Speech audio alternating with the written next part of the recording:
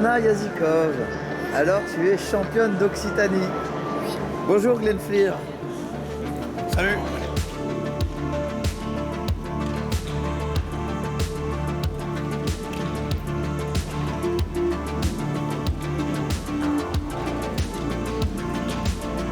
Bon alors là, je suis en train de filmer un échiquier où il n'y a rien qui se passe. Ouais, moi je veux voir des mouvements là. Ouais, regarde, vas-y, on fait une game. Hop, hop, hop. Ah, ça c'est Nakamura contre Carlsen. Pas mal. On voit mieux placé. Ça, c'est les parties de là, franchement. Il va y avoir du niveau, je le sens. Et j'ai fait prise ici. Waouh, Et waouh, les magnifique. points là, Ouais, j'en profite quasiment instantanément. ouais, Et après je fais échec. ouais. Et là c'est totalement perdant. Mais oui, bien sûr. Il est forcé de faire dame là. Et là il faut pas prendre la dame, il faut faire tour à 1. Et donc là. Dame forcée. Et là, Bah, échec et mat. bravo, c'est Et, beau. Bonjour à tous, bienvenue sur cette vidéo. Du 23 au 26 février a eu lieu le championnat d'Occitanie des jeunes 2022 à Auch, dans le Gers.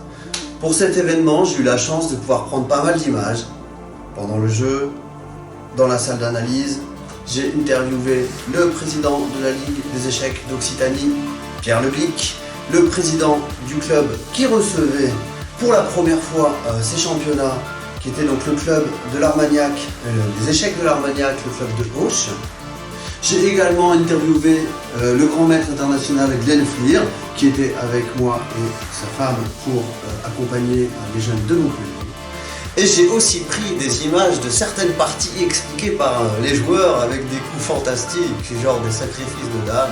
Et vraiment, c'était une très bonne réussite ce championnat, bien organisé, dans de bonnes conditions, une bonne ambiance et de belles parties d'échecs. Et c'est tout ce que je souhaite. Alors dans cette vidéo, vous pourrez voir ceci. Il y a 20 parties qui sont retransmises sur le site internet de la Ligue, ce qui est quand même... C'est super. c'est presque comme le championnat de France, pratiquement. Ça me plaît aussi beaucoup, évidemment, d'être là pour les joueurs, d'animer le tournoi, même avec les jeunes, de pouvoir les aider à s'amuser, ça fait toujours plaisir. Alors justement, si tu avais, allez, on va dire, 3 conseils à donner aux jeunes qui s'entraînent, qui veulent devenir, atteindre les sommets, devenir très forts, quels seraient ces 3 conseils? C'est une très bonne question. Vous recevez pour la première fois le championnat d'Occitanie des jeunes. Ah oui, exactement. Alors comment ça se passe? Bah écoute, tout va bien. L'organisation est, de ce que l'on m'a dit, formidable, excellente. Je vais faire gonfler les chevilles quand même. Donc un certain nombre de gens parmi vous, des jeunes, qui sont qualifiés pour les championnats de France. Donc félicitations à eux.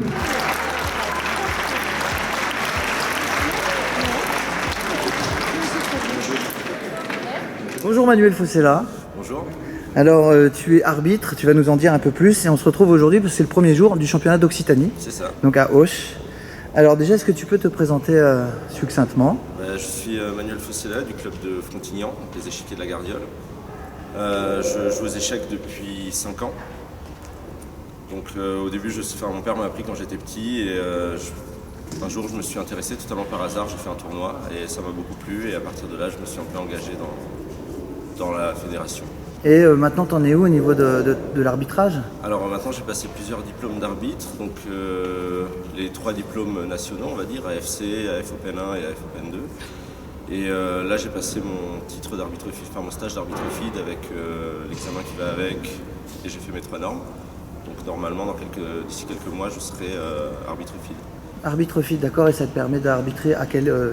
Ça pourrait me permettre d'arbitrer au niveau international, donc c'est un peu mon but à long terme, ce serait peut-être d'un jour arbitrer un grand tournoi. Alors, comment ça se présente là pour ce championnat d'Occitanie? Alors là, je trouve que l'organisation est vraiment bien faite, la salle est super grande, on attend pas mal de participants malgré les conditions Covid, etc. Donc je pense que ça se présente plutôt bien et on a hâte d'accueillir tous les jeunes ici. Très bien. Alors vous avez fait des tournois mixtes cette année? Oui, cette année, alors on a fait des tournois mixtes, principalement par rapport au fait que les joueurs étaient un peu moins nombreux que les autres années. Et aussi on a voulu donner leur chance à tout le monde, à prouver aussi aux filles qu'elles peuvent jouer avec les garçons. et voir ce que ça donne. Alors pourquoi tu as décidé d'aller là-dedans? Bon, c'est bien sûr la passion des échecs, j'imagine. Alors oui, c'est ça. D'abord la passion des échecs, ensuite aussi le fait, je suis très attaché aux règles, au respect des règles, à leur précision et toutes les spécificités autour de ça. Donc je me suis concentré sur l'arbitrage plus que sur le jeu, aussi du fait que, sachant que j'ai commencé à m'intéresser vraiment aux échecs à un âge assez avancé, 18 ans, alors que la plupart des jeunes, ils commencent très jeunes, ils prennent des cours. Personnellement, je n'ai jamais pris de cours d'échecs, j'ai appris en jouant. Et du coup, je sais que je n'atteindrai jamais un très haut niveau, alors que l'arbitrage va me permettre de pouvoir vivre de ma passion en quelque sorte.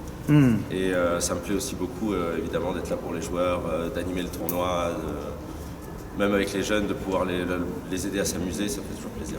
Est-ce qu'il y a des besoins au niveau, peut-être, voilà, on peut laisser un message peut-être aux jeunes s'il y a des besoins au niveau des recherches d'arbitre, je veux dire. Est-ce qu'on a besoin davantage d'arbitres chez les jeunes, par exemple chez les jeunes, certainement, chez les jeunes et chez les féminines, actuellement, c'est assez recherché.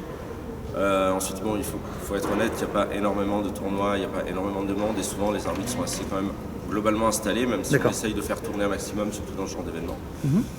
Mais oui, chez les jeunes, évidemment, on les encourage à devenir arbitres parce que, il faut bien le dire, avec les générations, certains vont prendre leur retraite. Et il la relève. Il faudrait une relève, c'est ça, il faudrait une succession. D'accord. Et alors au niveau si tu as des projets à l'avenir ou au niveau des échecs en général, quelles sont les futures actualités? Alors, le projet, ça va être de s'installer un peu justement, comme je disais, d'avoir des événements fixes tous les ans, des tournois où je vais être appelé régulièrement, pour justement avoir quelque chose d'un peu plus stable.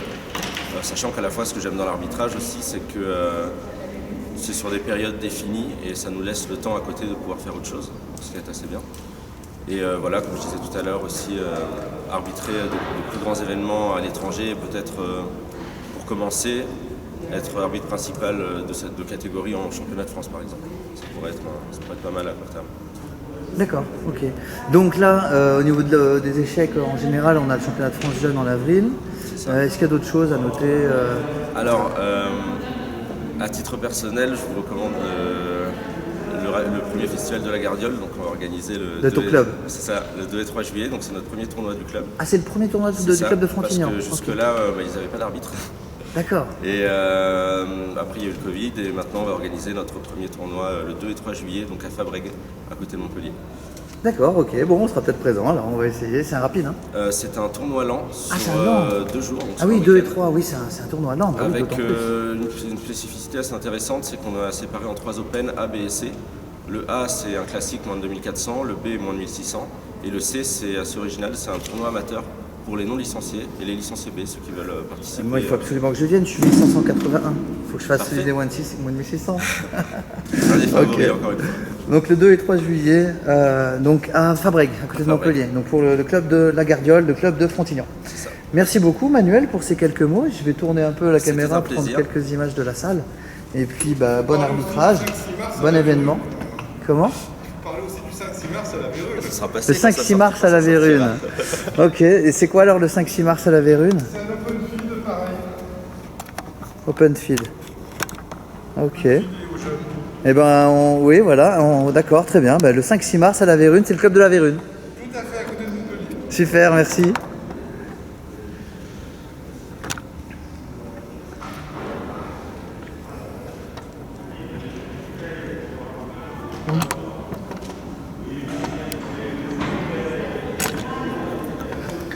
Voilà, cette grande salle séparée en deux, là par les rideaux, il y a la même chose de l'autre côté à peu près. Et les gradins où tous les parents et les accompagnants pourront avoir le cœur qui bat pour leurs enfants ou leurs élèves. Et voilà la salle d'analyse.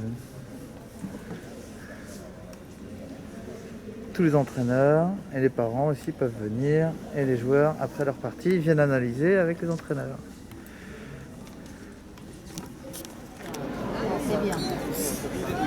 Et voilà, c'est la grosse prépa du matin. Oh non, tu joues pas la CC ouverte. Tu joues nage d'or? Nage d'or, vraiment? Je m'en rappelle pas. Ah oui, bien sûr que je connais. C'est Scheveningen. Et là, tu cliques G4.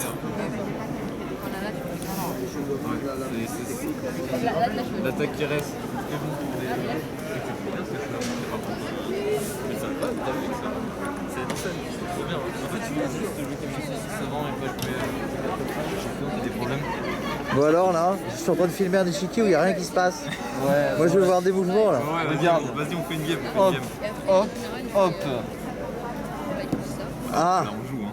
ah ça c'est Nakamura contre Carlsen. ça. Hop, joue. Pas mal. Mon roi est mieux placé. Ça, c'est des parties de grand maître. Hein.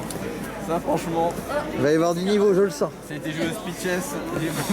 C'est une 4 cavaliers sans les cavaliers. Sans le droit de roquer aussi.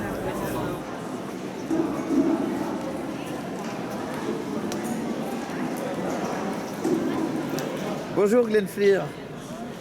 Salut. Alors, bah, tu es un grand maître, tu es pas mal connu, mais alors pour ceux qui ne te connaissent pas, est-ce que tu peux te présenter un petit peu davantage? Ok, d'abord on voit le couleur de cheveux, donc j'étais là depuis un petit moment. En fait, je suis devenu grand maître à l'âge de 27 ans, donc c'est un petit peu tardif par rapport à pas mal de jeunes qui sont précoces. C'est un signe aussi qu'on peut parfois arriver à un bon niveau sur le tas, donc c'est jamais trop tard de se mettre aux échecs. Oui, parce que tu as commencé à 14 ans dans un club, c'est ça? Oui, c'est la première fois que j'étais au club, j'étais à 14 ans. Mais déjà à 12 ans, j'étais passionné par le match Fischer-Spassky en 1972. Donc j'ai joué un peu en amical avec les copains. Et finalement, il y a un de ces copains qui a dit « Ah, viens au club ». Donc j'étais allé au club et je suis jamais regretté ce moment. Et après, oui, on prend plaisir tout au long d'une vie et c'est différent à chaque âge. Mais ça me donne toujours beaucoup de plaisir. D'accord. C'est peut-être l'essentiel. Non, mais c'est très bien. Alors aujourd'hui, tu joues en tant que, enfin, c'est ton métier les échecs depuis très longtemps, mais en tant que joueur, est-ce que tu joues, dans quel club tu joues? En fait, j'ai joué échiquier Roy René à Aix-en-Provence. D'accord. Donc, j'ai joué longtemps à Montpellier, un petit peu à Nîmes, mais Aix-en-Provence, je connais pas mal des gens là, et ça me convient. C'est pas trop loin de chez moi. Ok. Tu as écrit plusieurs livres. Tu peux nous les rappeler un petit peu? Oui, j'ai écrit une dizaine de livres. Peut-être pas. Deux thèmes principaux, les ouvertures et les finales. D'accord. Donc, il y a quelques-uns qui ont été traduits dans les autres langues aussi. Donc, en français, par exemple, j'ai trouvé quelques livres avec Olibris, à maison d'édition, sur les finales. Donc, vous pouvez même regarder un petit peu avant d'acheter, bien sûr. Mais sur les ouvertures, j'ai fait ça il y a longtemps. Mais maintenant, je préfère de faire autre chose. Mais ça, c'était un petit peu avant. Mais, c'est pour ça que je suis connu un petit peu. Oui. Oui, bah, on connaît beaucoup ce nom grâce au livre, ouais, tout à fait. Nous, on en a un à la maison, Tactic Mania. Celui qui a marché le plus de tous ces livres, c'est lequel? Ça, c'est une très bonne question. Je ne sais pas. Le Tactic Mania, il a bien marché, je crois. Je ne sais pas. C'est fait en anglais et en français. Ouais. Pas particulièrement, mais je pense que ça vend petit à petit. On le trouve vraiment bien. Un livre sur les ouvertures. Après 3-4 ans, parfois, ça commence à être un peu daté. Par contre, les livres sur les finales, c'est dans la durée, c'est toujours d'actualité. Donc, un livre, même s'il y a 10 ans sur les finales, on peut toujours vendre quelques-uns parce que c'est toujours raisonnable d'étudier. D'accord, donc là tu es avec ta compagne Christine pour le club de Montpellier. Ouais. Et alors vous avez mis des livres justement que les gens peuvent... voilà, c'est la Ligue d'Occitanie, je crois, qui vous a demandé si ça serait bien qu'il y ait un stand avec des livres à vendre aussi. Oui. Donc voilà, donc il y a quelques livres là disponibles. C'est pas mal d'avoir ça lors d'un tournoi pour les parents, les accompagnateurs. C'est intéressant parce que parfois les gens ils pensent pas. Quand ils sont à la maison, ils font des choses quotidiennes. Ouais. Mais quand ils le voient le livre, ils disent ah oui, justement, c'est une bonne idée parce que l'enfant il pense oui, j'ai besoin d'un livre sur cette ouverture-là parce que j'ai besoin d'étudier ça au fond. Ouais. Et les parents disent oui, je sais que mon fils il veut un livre, je vais lui demander. Donc ça peut être bien pour eux. En fait, parfois des petits tournois ou des événements où c'était pas dans l'intérêt de professionnels d'amener des livres, ils ont personne, donc ça aide un peu avec les animations de tournoi. Donc nous, on fait l'effort de les amener parfois dans le tournoi parce que je pense que ça rajoute. Oui, non, c'est bien. Comme tu disais, les parents, ils n'ont pas forcément... Ils ne pensent pas forcément, et là c'est bien. Exactement, et parfois il a besoin de quelque chose qui le stimule, un catalyste pour améliorer son jeu. Et il voit qu'il a un problème avec une ouverture en particulier. Et le fait qu'on peut fournir un livre, ça c'est génial. Donc ça me fait plaisir quand je le vois que ça le stimule, ça le fait plaisir. Et il progresse après, donc c'est une bonne sensation. Donc là aujourd'hui c'est le premier jour du championnat d'Occitanie des jeunes. Donc on va en parler juste après, mais toi tu as un pied dans 2 régions puisque tu fais partie du club de Aix-en-Provence. Et il y a eu, la semaine dernière je crois, le championnat du PACA. Exactement, oui. Alors comment ça s'est passé? Moi j'étais là à la Farlède, c'est dans le banlieue de Toulon, il y a une semaine. Donc j'étais allé avec mes jeunes et ça s'est bien passé plus ou moins. Mais j'ai l'impression qu'ici c'est plus grand l'événement. D'accord. J'ai l'impression qu'il y a plus d'échiquiers. Donc je ne sais pas si c'est une observation ou non, parce que le PACA c'est une région assez importante dans les échecs aussi. Ouais. Marseille déjà. Marseille échecs, ils ont énormément de jeux. Ouais. C'est vraiment une usine de... je pense qu'ils font pas mal de choses dans les écoles. Et ils invitent pas mal des écoliers, ils s'occupent bien, donc il y a pas mal de gens qui... donc c'est une grande industrie. Les autres clubs, c'est un peu plus modeste. Donc, mais Marseille Échecs, c'est particulièrement un grand club. Donc, par rapport à Montpellier, on a quand même pas mal de qualifiés pour le PACA. Et donc, on peut espérer avoir quelques qualifiés pour le championnat. Voilà, donc là, toi et ta femme Christine, vous êtes là pour accompagner les jeunes de Montpellier. Ouais. Du coup, et donc alors il y a des petits espoirs parmi eux qui peut viser peut-être un titre de championnat d'Occitanie ou des qualifications pour le championnat de France. Ouais, naturellement, les qualifications, c'est dans la tête de tous les jeunes. Donc, ils regardent les classements après chaque round, des choses comme ça. Maël, que tu connais assez bien, il est déjà qualifié d'office. Oui, il est déjà qualifié. Bon, il y a une ou deux autres que je pense qu'ils ont de bonnes chances. Johan, je pense qu'il a de bonnes chances de se qualifier. Ouais. Mais devenir champion de la région, c'est un exploit. Parce que, qu'à Toulouse, ils ont un club assez fort, donc il y aura des compétitions. Ça va être, c'est un vrai défi. Ça c'est stimulant pour les jeunes. Ouais. Et s'ils peuvent réussir de faire une ou deux petits exploits, pourquoi pas? Il y a des possibilités là aussi, je pense. Alors du coup, tu peux nous dire 2 mots quand même sur ton parcours, à ton ascension jusqu'à grand maître, 2-3 événements peut-être, des déclics, il y a des déclics de progression pour passer maître, pour passer grand maître, etc. Déclic c'est une chose, mais je pense que je n'étais pas prodige, comme je dis, je suis mis aux échecs assez tard, mais j'ai fait régulièrement des échecs après. Donc je regardais à la maison toute seule, quand j'avais une demi-heure, je regardais un livre et je jouais assez souvent. Donc, le fait que j'avais cette régularité, j'avais une progression. Tous les jours? Quasiment tous les jours. S'il y avait trop de devoirs, peut-être pas, mais en général, quasiment tous les jours. Donc, je jouais pas mal, parfois les soirées en semaine. J'allais à un club, jouais au blitz avec des copains, ou jouais des matchs entre-cercle, régional, et des choses comme ça. Ça me plaisait beaucoup. J'ai fait beaucoup d'amis dans le milieu. Plus tard, à un moment donné, j'avais un travail qui ne me plaisait pas, donc j'ai décidé de jouer aux échecs un petit peu. Et ça me plaisait trop pour retourner à le vrai monde du travail. Donc je suis resté dans les échecs. Donc en faisant ça, je suis devenu maître international et ensuite grand maître. J'ai rencontré ma femme qui est aussi quelqu'un dans le monde des échecs. Oui. Et pouvoir faire son passe-temps préféré, son plaisir comme métier. Ça peut être le jardinage, ça peut être l'escalade, ça peut être n'importe quoi. Mais le fait qu'on peut faire quelque chose qui nous passionne comme métier, c'est très enrichissant. Et maintenant que je suis à un certain âge, je joue moins, je suis très content de partager ça avec avec les jeunes. Donc justement, donc tu es entraîneur, tu donnes des cours aussi, Glenn, du coup? Oui, je donne des cours parfois en présentiel, parfois en ligne, parfois dans des clubs, parfois toute seule, parfois en groupe. Je fais un petit masterclass dans un club.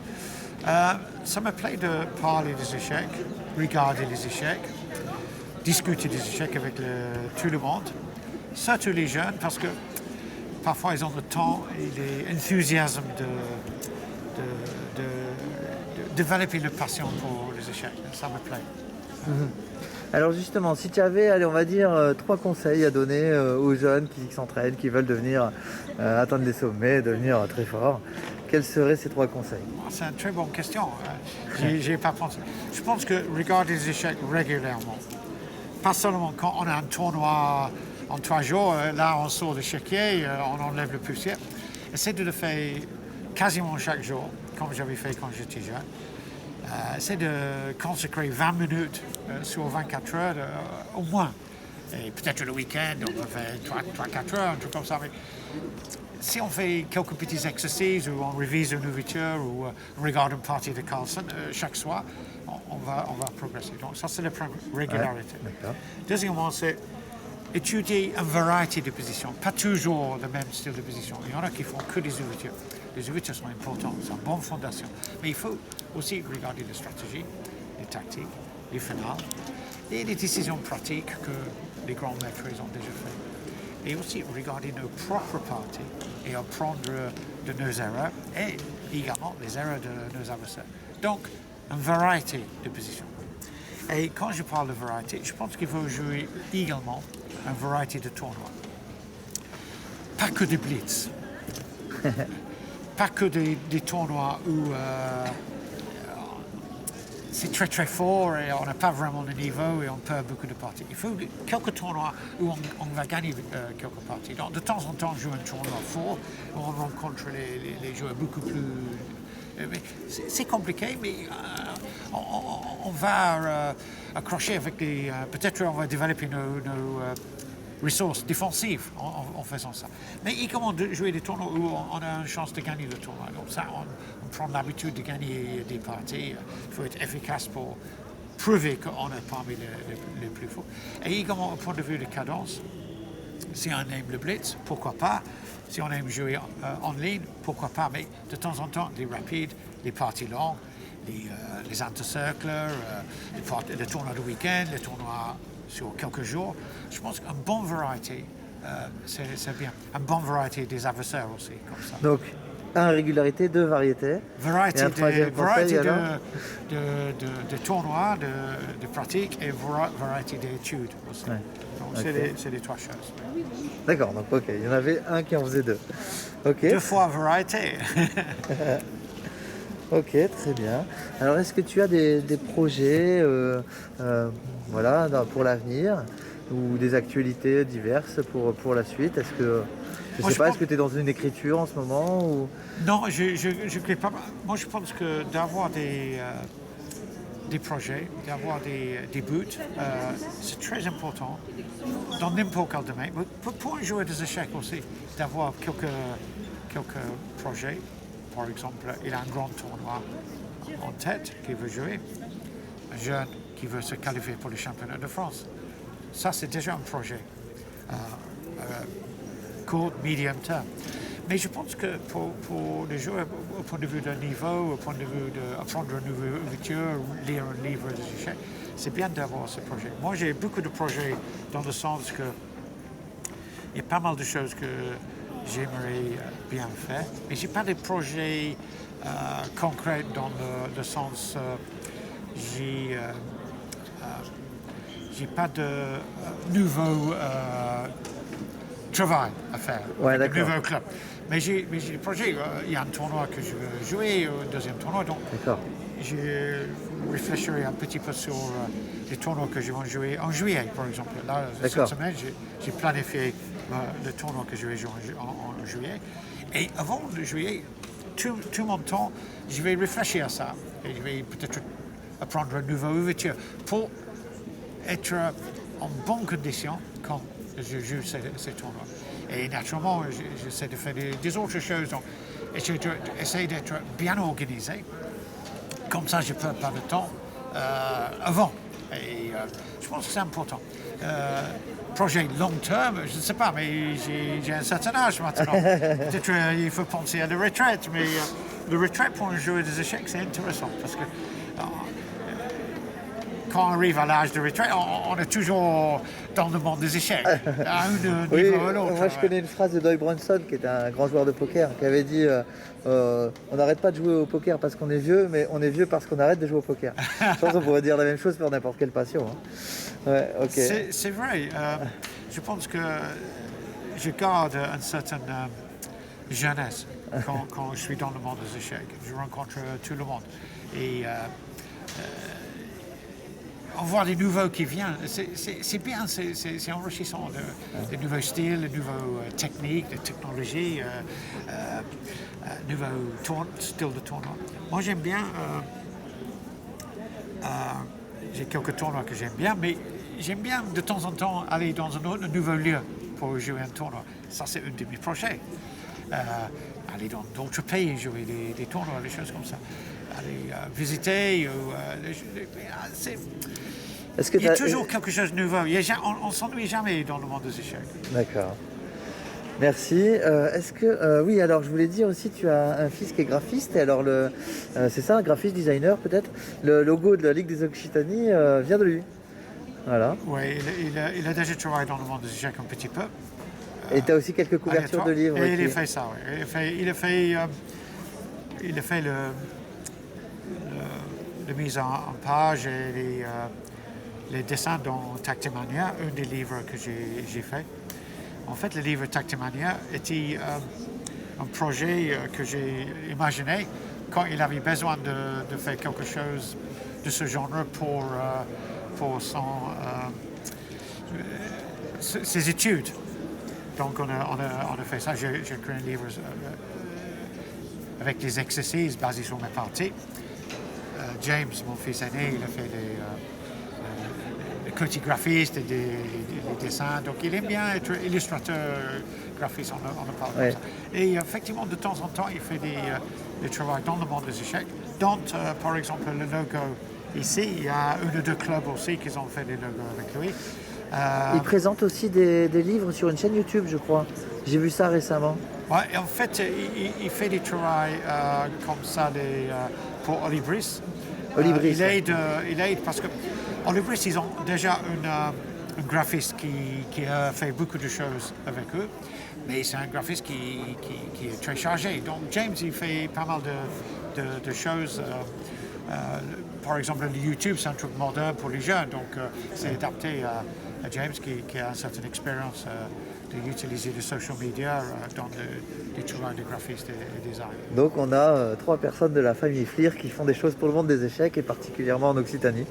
Oui, James, c'est plus parce qu'il est connu, donc de temps en temps, il y a quelqu'un qui demande un logo ou un truc comme ça. Oui. Du coup merci beaucoup pour tout ça. Et puis c'est une chance qu'on ait quelques personnes comme toi et ta femme qui s'investissent pour soutenir les jeunes, voilà, quels qu'ils soient, que ce soit d'Occitanie ou d'ailleurs. Hein. L'important, c'est de plaisir. Oui. En jouant, mais aussi en restant dans le monde des échecs. Si c'est un corvée, on ne resterait pas. Pour ma femme et moi, j'ai pas l'impression qu'il y ait beaucoup de jeunes pour qui c'est une corvée. Hein. Je vois rarement des parents, allez, si, tu y vas, tu vas faire le tournoi. Oui, mais l'influence des parents, c'est variable.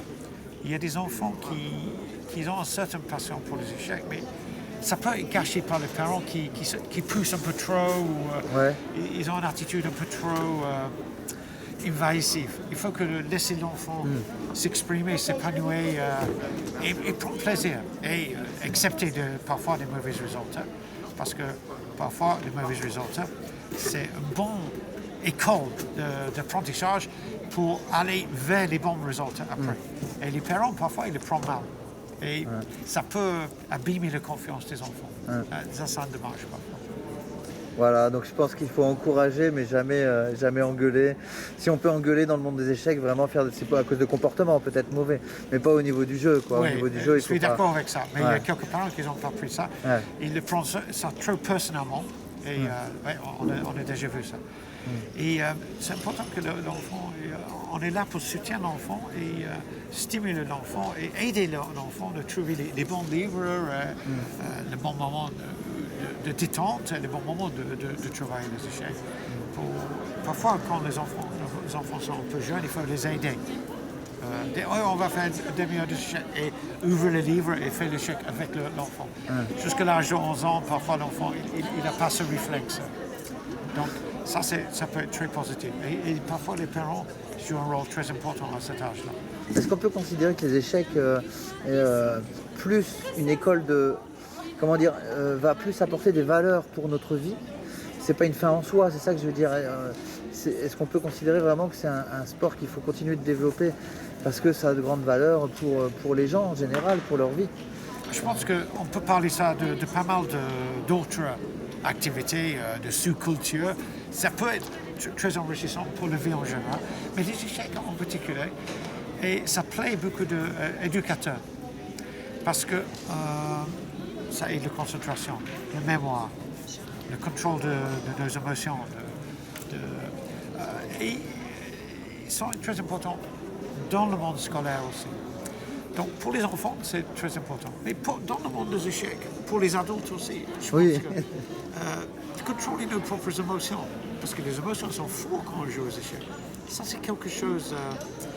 quelques adultes, même d'un certain âge, ils n'ont jamais appris. Et ils perdent quelque chose à cause de ça. Mais c'est quelque chose qu'on peut toujours développer, à n'importe quel âge. Et, chaque âge a ses challenges. Et ça, c'est vrai. Mais je trouve que ma vie dans le monde des échecs m'a aidé énormément dans la vie quotidienne. Ok. Merci beaucoup Glenfir pour ces quelques mots. Et puis bonne continuation dans le monde des échecs. Voilà, à bientôt.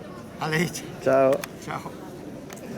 Alors comme vous pouvez le voir, le site de la Ligue d'Occitanie a été refait. Voilà, donc merci à ceux qui ont participé à ce nouveau design. Et alors ce qui est génial aussi, c'est qu'on a les parties en direct ici et ça nous permet de voir les parties. Donc on voit que Maël a été rediffusé. C'est les 5 premiers échiquiers de chaque catégorie qui sont rediffusés. Et donc mon fils, il y a une petite faute d'orthographe là sur le prénom. Là on va râler un peu. Voilà, mon fils a gagné. Allez.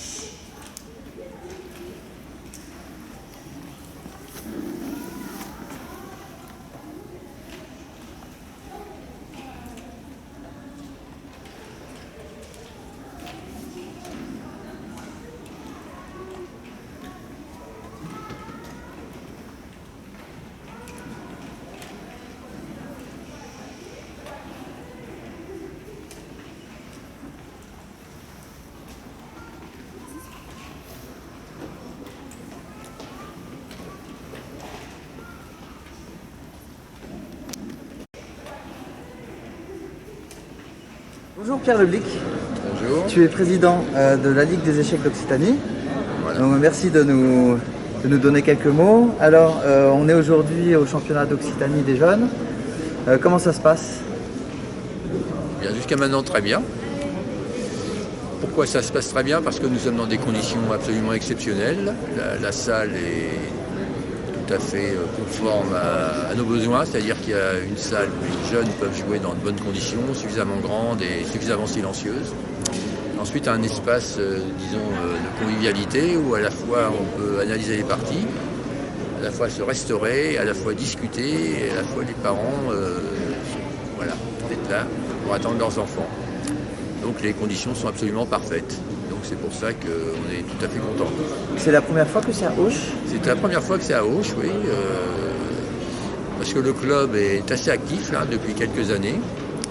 Et donc ils ont proposé d'organiser le championnat ici, et dans la mesure où les conditions étaient conformes à ce qu'on attendait, on a décidé de le faire ici. Et on s'en félicite jusqu'à maintenant. Voilà. D'accord, très bien. Est-ce que tu peux nous parler de ton parcours dans le monde des échecs en tant que joueur, quand est-ce que tu as été président de la Ligue? Comment ça s'est passé tout ça? Comment ça s'est passé tout ça? Moi je suis arrivé aux échecs assez tard en fait. J'avais 40 ans. Je suis venu aux échecs parce que mon fils y jouait. D'accord. Parce qu'il avait appris l'école et puis il n'était pas trop mauvais. Donc je l'accompagnais dans les tournois. Et puis au bout de 3 ou 4 tournois où j'étais resté assis 4 heures sur une chaise, je me suis dit plutôt que d'être assis sur une chaise, autant s'asseoir devant un échiquier. Et donc j'ai commencé à jouer. Et puis après, il s'est fait pour des raisons, un peu aléatoires, j'allais dire. Je me suis retrouvé président du club, mon fils jouait. Après, je me suis retrouvé président c'était en Normandie, à côté de Rouen. D'accord. Et je me suis retrouvé aussi président de la Ligue de Haute-Normandie, de 1996 à 2004. Ensuite, j'ai déménagé parce que ma femme, nous arrivions à l'âge de la retraite, donc elle voulait aller au soleil, donc on s'est retrouvé dans l'Hérault à Marseillan. Voilà. Donc je me suis licencié au club de Béziers. Donc, pendant quelques années, j'ai simplement joué. Je joue très mal en fait. Mais bon, je joue et j'aime bien. Et donc il s'est avéré qu'en 2012, le président de la Ligue de Languedoc-Roussillon a démissionné pour des raisons diverses. Et donc dans la mesure où j'avais déjà été président, on m'a sollicité pour être président de la Ligue de Languedoc-Roussillon à l'époque. D'accord, oui. C'était les anciennes régions. Les anciennes régions. Et donc j'ai été élu dans la Ligue du Languedoc-Roussillon. Ensuite on m'a demandé ceux avec qui je travaillais m'ont dit est-ce que tu pourrais te représenter à la Ligue du Languedoc-Roussillon, ce que j'ai fait. Parce que j'aime bien faire ça en fait, tout simplement. Et donc après il y a eu la fusion des ligues. Et là avec la Ligue de Midi-Pyrénées donc, et sa présidente Françoise Viec, on s'est mis d'accord pour que ce soit moi qui sois président et elle vice-présidente. Et donc depuis 2016, je suis président de la Ligue d'Occitanie. Et là j'ai été réélu au mois de février l'an dernier avec 68% des voix, ce qui montre que les gens sont assez satisfaits de la façon dont on dirige la Ligue. Et on essaie de s'améliorer à chaque fois. À chaque fois, c'est cette passion du jeu et aussi l'envie de t'engager, donc apprendre. Oui, d'abord j'aime bien jouer, effectivement. Même si je joue mal, je répète, je joue mal, mais j'aime bien jouer. Et j'estime que pour que le jeu puisse se dérouler dans de bonnes conditions pour tout le monde, il faut nécessairement une organisation de la fédération, les ligues et ainsi de suite, quoi. Il faut bien qu'il y ait des gens qui s'engagent à faire ça. S'il n'y a pas de ligue, s'il n'y a pas de comité, s'il n'y a pas de club, il ne se passe rien, quoi. Donc il faut bien qu'il y en ait qui fassent ça. Puis moi, ça me plaît bien. Et puis, je suis bien entouré aussi. Il faut dire que je ne fais pas ça tout seul, heureusement. Et qu'il y a plein de gens dans la Ligue qui sont tout à fait extraordinaires dans leur dévouement, dans leurs compétences. Je pense à Françoise en particulier, qui est une femme tout à fait extraordinaire. Et d'autres, je ne vais pas tout le monde citer, mais... Oui, donc il y a une bonne équipe avec toi? Ah oui, absolument. Il y a plein de gens, je ne les citerai pas, mais parce qu'il y en a plein. Mais on ne peut réussir un tel événement, par exemple, ça nécessite au moins 25 personnes, quoi. À la fois, parce qu'il y a les élections départementales, il y a l'organisation du tournoi par lui-même, recevoir les gens, faire des inscriptions, il y a des arbitres aussi, enfin bon, c'est quand même... C'est un gros travail. C'est un gros travail, un très gros travail. Alors au niveau de la Ligue, quelles sont les actualités dans l'ensemble de l'Occitanie? Il y a eu déjà la refonte du site? Oui, on a une refonte apparemment qui a l'air de convenir, d'après ce que j'ai cru comprendre. Là, par exemple, cette semaine, il y a 20 parties qui sont retransmises sur le site internet de la Ligue, ce qui est quand même... c'est super. C'est presque comme le championnat de France, pratiquement. Et donc c'est quand même... je crois qu'on est la seule Ligue à faire ça, quand même. Et donc le site a été revu. Et pour l'année 2022, nous sommes assez gâtés. Donc il y a ce championnat régional qui est quand même tous les ans la compétition phare de la Ligue, qui mobilise beaucoup de personnes et qui sont en direction des jeunes, et ça c'est très important. Mais cette année, nous avons au mois de juillet, on accueille à Castelnaudary le championnat du monde des aveugles, du 10 au 17 juillet. Et, chose exceptionnelle aussi, au mois d'août, on accueille à Albi le championnat de France d'échecs. C'est-à-dire que du 13 au 21 août, à Albi, il va y avoir... le championnat de France d'échecs, toute catégorie. Toute catégorie, oui. Tout le monde peut participer, dans 9 tournois différents. Et puis le tournoi, le championnat de France des grands maîtres, enfin avec tous les grands maîtres français qui sont présents à Albi, du 13, et les grandes maîtresses, j'allais dire, c'est-à-dire il y a aussi la compétition féminine.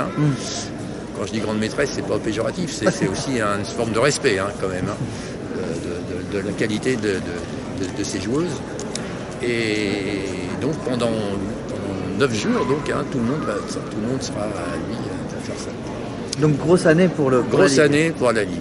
Grosse année pour la Ligue. Et en plus, il y a les tournois qui se déroulent tous les ans. Le tournoi de Montpellier au début juillet, le tournoi de Condom aussi en juillet, le tournoi de Saint-Afrique, le tournoi de Riscle, dans le Gers aussi. Et donc Saint-Antonin-Noble-Val, j'allais oublier. Et donc du 1er juillet jusqu'au 31 août, tous les jours, on pourra jouer aux échecs en Occitanie. C'est exceptionnel. C'est exceptionnel, tout c'est l'été. extraordinaire. Tout l'été, vous pouvez trouver un jour où vous pouvez jouer tous les jours aux échecs en Occitanie. Voilà. C'est bien pour le tourisme aussi, parce que les touristes qui viennent sont ravis. Alors je pense qu'on peut lier absolument. Quand je parle de ça, je pense à Saint-Antonin-Noble-Val. C'est quand on parle de Saint-Antonin-Noble-Val, personne ne connaît. C'est un petit village du Tarn-et-Garonne. Donc ils organisent un tournoi fin août et le village est extraordinaire. C'est un village classé. Et s'il n'y avait pas eu les échecs, par exemple, moi, je ne serais jamais allé à Saint-Antonin-Noble-Val. Voilà. Oui. Et donc on peut lier très facilement le tourisme, la gastronomie, et puis le plaisir de jouer aussi. Voilà. Ok, bon, c'est vraiment un grand plaisir pour moi de t'avoir eu, quelques mots. Merci beaucoup, Pierre Leblic. T'en prie. Et puis on se reverra bientôt pour des bien tournois. Sûr, et puis bonne continuation. Pour d'autres Merci pour tout ce que tu. dit. Voilà, c'est ça. Merci pour tout ce que tu fais pour le monde des Merci échecs. beaucoup. Merci. Allez, au revoir, à bientôt, Pierre. Merci. Stanley, t'as fait une super belle partie, ta première ronde. Ouais. Ok. Bon, on va regarder ça alors. Ouais. Alors. Ouais, Allez, regardons. T'avais les noirs? Ouais, j'avais les noirs. On commence par les 4, les 5. Là. C'est 5. Là, pardon. C'est 3. Ouais. Ce cavalier là. 3. Cavalier là. Ouais. Je joue ça. Pour l'instant, c'est une partie. Je joue ça. C'est un système de long, ouais. Ouais. Ok. Je joue ça. Ça. Ça. Et après ça, on commence à mettre la Le pression. clouage, ouais. Oui, puisque le fou est en dehors de la structure, c'est intéressant de clouer. Ouais, dame B6 Ouais. pour attaquer le fou et essayer de voir en vision, donc c'est ça. Ok. Là, je réfléchis à C5, Ouais. C4 pour essayer de voir si je peux pas dévier la dame, mais ça marche pas vraiment. Et j'ai pas envie de me prendre cavalier E5, du coup je joue ça. D'accord. Il le fait quand même. Je prends ce cavalier parce que je voulais pas prendre là et me faire déroquer et ensuite D'accord. sur des trucs. Je prends comme ça. Ouais. Mais bon, du coup, son fou, il est actif un peu. Et oui, ça t'empêche de développer ton fou F8? Ouais. Ouais. Du coup, je fais C4 maintenant. Et là, Glenn, il disait Dame à 4. Je fais ça, mais je préfère prendre. Prise. Et là, il part là. Maintenant, je mets mon fou en D3 et donc ça c'est un bon fou quand même. Ouais. Du coup, il essaye de l'affaiblir. Oh là là, très sympa ça. Ouais, là, il y a beaucoup de tension. Ouais. Et il fait tour à 2 pour essayer de décaler sa tour en B2, je pense. Donc là, je me dis, la tour maintenant est plus liée avec la dame. Voilà, elle est plus protégée, ouais. Donc, et puis, t'as commencé à penser à de la tactique? Ouais, en tout cas, j'ai fait B4. Ouais. B4, alors j'ai réfléchi donc sur prise. Il y a prise. Et donc là, maintenant, s'il sauve le cavalier, soit je prends là. Je prends là, j'attaque la tour et je vais pousser avec ces deux. Ouais. Et s'il essaie de continuer à prendre, ça marche pas parce que maintenant j'attaque là et là. Ouais. Et bon, c'est pas cool et en plus je gagne la pièce. Ok.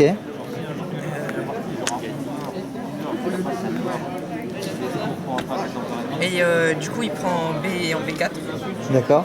C3. Qu'est-ce qu'il fait? Ah, le pion passé. Voilà le pion passé qui. Donc là, il a sauvé le cavalier. Non, il a attaqué la Ah, dame. il a attaqué la dame. Là je prends. Il peut pas reprendre, sinon il perd la tour. Parce qu'il attaque la dame quand même. Ah mais oui, bien sûr. Ce que je raconte. Alors d'abord j'ai réfléchi à prendre échec, puis Ouais. à prendre le pion et je gagnais une pièce contre un pion. Oui, contre ce pion là. Ouais, mais après il y a... Oula, il y a tour prend tour, pardon. Après il y a tour prend tour. Oui, mais il y a dame. Non, si la dame est là. Non. Ah, avec le fou. Ok, très bien. En fait, ce que Ouais. j'avais pensé c'est. Donc prends le prise, cavalier échec, et après tu récupères avec le fou. échec, Ouais. donc dame prend. Et fou après, prend. récupérer comme ça. Ok. Sauf que. Attends, le pion Ça, il y a un cavalier là. Ouais. Voilà, c'est comme ça. Et un pion. Et j'ai réfléchi un peu plus longtemps. Ouais. Et j'ai fait prise ici. Waouh. Et Waouh. là, il Magnifique. prend là, Ouais. genre quasiment instantanément. Ouais. Et après je fais échec. Ouais. Et là c'est totalement perdant. Mais oui, bien sûr. Il est forcé de faire dame là. Et là il faut pas prendre la dame, il faut faire tour à 1. Et donc là. Dame là. forcée. Et là, Mat. échec et mat. Bravo. Super belle partie. Stanley. Merci. Allez, puis bon courage pour la suite. Merci. Donc le move du jour, apparemment. Hop. Ah, ok. Promotion imparable. Bravo beau gosse. Bonjour Patrick Dussault. Bonjour. Je suis le président du club de Auch. Comment il s'appelle d'ailleurs ce club? L'échiquier de l'Armagnac. L'échiquier de l'Armagnac. Voilà. Et donc vous recevez pour la première fois le championnat d'Occitanie des jeunes. Ah oui, exactement. Alors comment ça se passe? Bah écoute, tout va bien. L'organisation est, de ce que l'on m'a dit, formidable, excellente. Je vais me faire gonfler les chevilles hein, quand même. Non, c'est vrai qu'on est tous je contents. plaisante. La salle qui nous a été prêtée par la mairie gracieusement est accueillante. Elle nous permet de recevoir une telle compétition avec une séparation des salles qui permet aux joueurs d'être tranquilles pour refaire leur partie et les entraîneurs pour faire les reprises de parties de façon à voir où les joueurs ont pu bien jouer ou faire des erreurs. Voilà, donc tout se passe bien. Oui, c'est vrai qu'on est tous ravis de ce grand espace pour la salle d'analyse. Oui. Et alors le fait que les échiquiers soient retransmis, c'est vraiment bien ça aussi. Oui, ça permet à tout le monde de suivre, y compris au niveau de la Fédé, de la Ligue, voire des extérieurs. Pour l'occasion, nous on a créé un site Instagram qui nous permet de retransmettre aussi presque en direct, je dirais, ce qui se passe tous les jours dans ces deux salles. D'accord. Alors, est-ce que tu peux nous parler de ton parcours dans le monde des échecs? en tant que joueur, et pourquoi tu es devenu président, etc. de ton club? Alors, moi, malheureusement, non, je ne devrais pas dire ça de cette manière-là. Comme j'ai travaillé beaucoup à l'étranger, ça a été compliqué de jouer dans un club à l'étranger. Par contre, quand je suis venu à la retraite dans le Gers, j'ai décidé de me remettre à cette passion qui datait de longtemps. Donc j'ai d'abord été dans des clubs qui étaient proches de mon domicile, mais bon, où je ne trouvais pas forcément de quoi satisfaire mes besoins. Je suis venu au club de Auch, qui redémarrait, parce que le club de Auch a eu des hauts et des bas, et je suis arrivé à un moment où c'était pas un bas, mais disons que c'était une période compliquée. Et je suis d'abord devenu secrétaire du club. On a relancé avec le président et le trésorier d'alors le club, qui avait une équipe juste en National 4 et une équipe en Ligue d'Occitanie, donc il n'y avait pas beaucoup de joueurs. Et puis petit à petit, on a progressé, on a fait des activités scolaires et périscolaires, ce qui nous a permis de développer le club avec des jeunes. Oui, les écoles, c'est important, donc vous allez dans des écoles. On va dans des écoles. Et puis l'avantage, c'est qu'on a deux personnes qui ont un bon niveau au niveau de leur capacité de jouer, et donc qui se sont mis entraîneurs en même temps. Donc ça a permis... On peut les citer. Oui, Étienne Join, qui est l'ancien président du club, avec lequel on a remonté sérieusement la structure, et puis Jorge de Vecchi, qui est le capitaine de l'équipe qui évolue désormais en National 2. Vous êtes monté jusqu'en National 2. Oui, on est monté, et on a une deuxième équipe en National 4. Et maintenant, on a deux équipes en Ligue d'Occitanie, et on a une équipe de jeunes en National 3. Ah, vous avez fait une équipe N3 cette année Non, ça fait déjà 2 ou 3 ans. D'accord, donc objectif de réussir à monter en N2. Eh ben, on espère. Bon, c'est un peu compliqué parce que c'est des enfants qu'on a pris qui ont 1 an ou 2 de pratique. Donc il faut encore qu'ils progressent pour qu'on puisse espérer les faire monter en National 2. Pourquoi prendre des responsabilités dans le club? Qu'est-ce qui t'a poussé à faire ça? Alors, il faut savoir que de par ma formation, j'ai une tendance à manager, puisque j'étais ingénieur dans une société.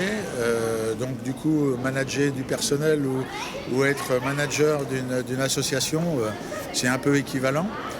En plus, j'ai trouvé à côté de moi une structure de personnes qui pouvaient nous aider à développer le club.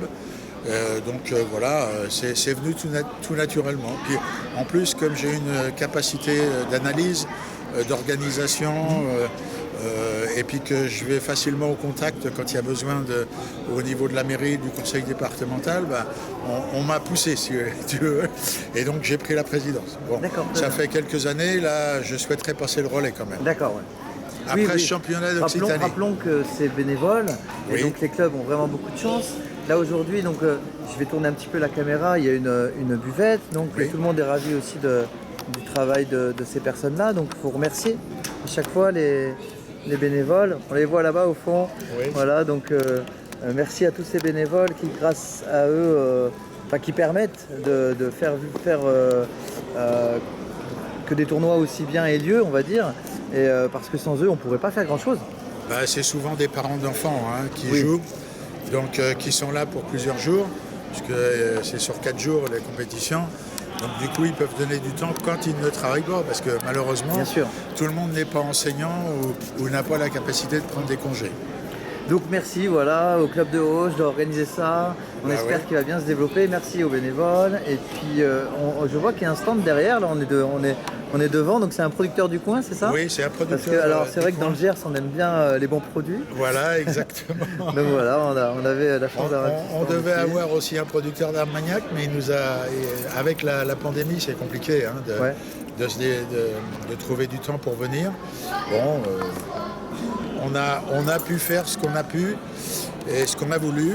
Je remercie les 15 bénévoles journaliers. Je ne sais pas si on dit ça de cette manière-là, mais bon, c'est pour dire qu'il y avait 15 personnes qui venaient tous les jours. Wow. Donc c'est un grand merci à eux, parce que sans eux, on ne peut rien faire. Et puis la Ligue qui nous a permis d'organiser cette compétition, je crois qu'on peut remercier Pierre Leblic, on peut remercier la fédération aussi qui nous apporte quand même un soutien, parce que j'ai vu qu'il y avait un article sur le site de la fédération. Donc voilà, la mairie qui nous a prêté bénévolement la salle, quand même, c'est une grosse subvention qu'ils nous ont donnée. Voilà, le conseil départemental qui a mis la main à la poche aussi un petit peu. Voilà. Okay. Bon, merci à tout le monde. Merci pour ces quelques mots, bonne continuation, tous mes vœux. Merci à toi et puis à très bientôt. À bientôt. Au revoir. Au revoir.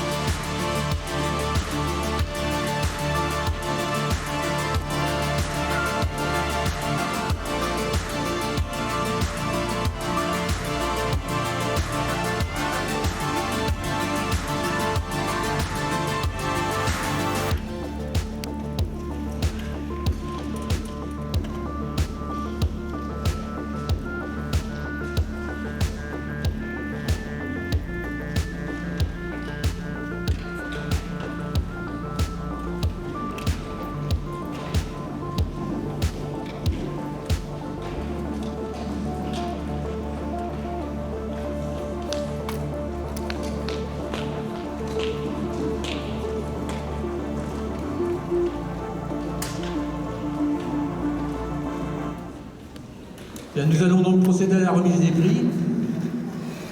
Et comme dans toute remise des prix, vous allez subir un certain nombre de discours, non pas subir, mais je pense qu'il faut qu'on remercie un certain nombre de personnes. Et les discours qu'on fait surtout pour remercier ces gens qui ont fait que le championnat ait pu se dérouler, je pense, dans de très bonnes conditions. Donc j'ai commencé par passer la parole à monsieur l'adjoint au maire de d'Auch, monsieur Marcelin, qui est adjoint au sport, je ne sais pas quoi. Non, pas du tout. Mais vous êtes adjoint quand même. Voilà. Merci, Monsieur le Président. Mesdames, Messieurs, au nom de la ville d'Auch, d'abord, nous sommes très heureux d'avoir accueilli cette compétition. Je crois que je me tourne vers le président du club Occitan. C'est la première manifestation de cette dimension. Donc pour la collectivité, forcément, c'était un événement dont on voulait soutenir. Et nous en sommes très heureux devant le succès, ce nombre de jeunes que j'ai pu voir quand je suis passé cette semaine. Donc effectivement, félicitations au président de la Ligue, au président effectivement du club d'Auch et toute son équipe, parce qu'effectivement, sans une organisation, on ne peut pas faire une dimension de manifestation aussi importante. Je pense aussi qu'on a l'habitude, et c'est une occasion aussi de promouvoir cette discipline qui est peut-être mal connue. Dans le sud-ouest, on a l'habitude de parler de rugby, de foot, de basket, mais on voit très bien que quand il y a des clubs dynamiques comme celui de la ville d'Auch, dont nous soutenons chaque fois que nous pouvons, eh bien, il y a des manifestations qui sont assez intéressantes. Donc je ne dirai pas plus, félicitations à toute cette organisation pour cette réussite totale, félicitations aussi à toute cette jeunesse, puisqu'on a pu voir que la relève était là. Je ne vais pas m'attarder sur les discours, parce que je crois que ces coupes ne demandent qu'à être remises et certains s'impatientent. Donc surtout, bonne chance pour ceux et celles qui vont poursuivre la suite de la compétition. Et encore une fois, merci et ravi que la ville d'Auch ait pu soutenir cette organisation.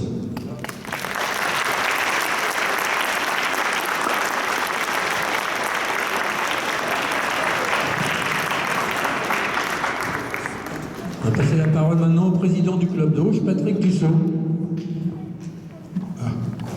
Bonjour à tous, bonjour à toutes. Enfin, je devrais dire bonjour à toutes et bonjour à tous. Pour nous, c'était un honneur de recevoir ce championnat d'Occitanie. Je remercie la Ligue de nous l'avoir confié. Je remercie la ville de Auch qui nous a généreusement prêté ce lieu où s'est déroulée cette manifestation. Je pense que vous avez été dans les conditions les meilleures pour que les enfants puissent défendre leur chance et poursuivre leur aventure par la suite. Voilà, je vous remercie de tout ce que vous avez fait pour nous, parce que vous avez été des parents et des accompagnateurs extraordinaires. Donc merci et bonne continuation.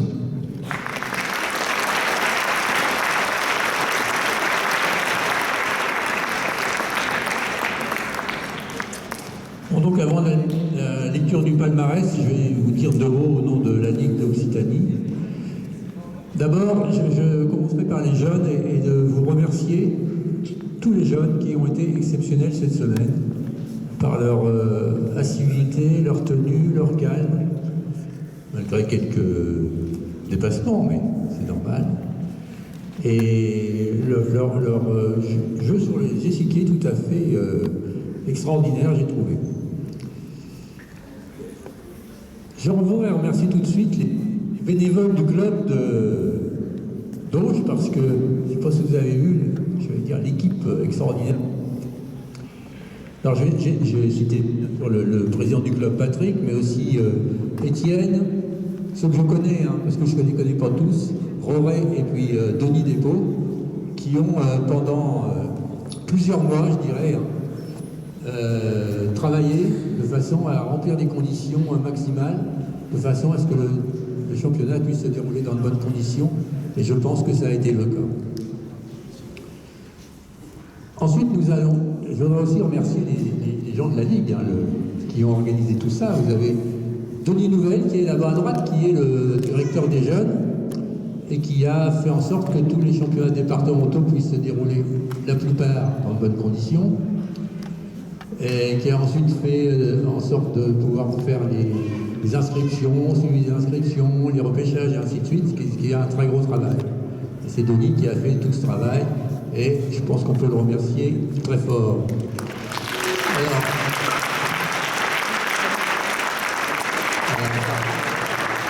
Et puis vous avez derrière moi Françoise, que tout le monde connaît ici, hein, qui a un travail, comme chacun sait, et que certainement les championnats d'Occitanie ne seraient pas ce qu'ils sont sans elle. Ça, c'est clair.